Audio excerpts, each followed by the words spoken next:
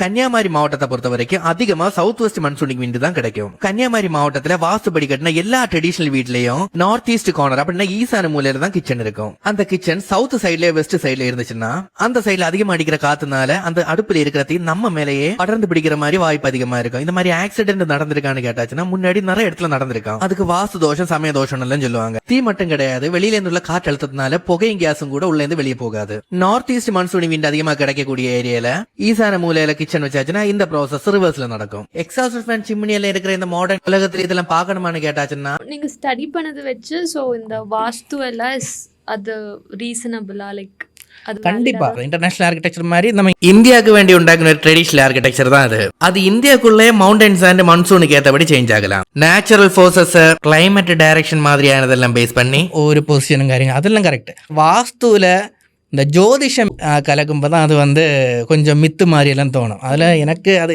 சில பேர் தான் காரணமாக இருக்கும். அதை எனக்கு லாஜிக்காக படுற விஷயம் நான் எடுத்துக்கிட்டு நானும் அப்ளை பண்ணிட்டு தான் இருக்கேன்.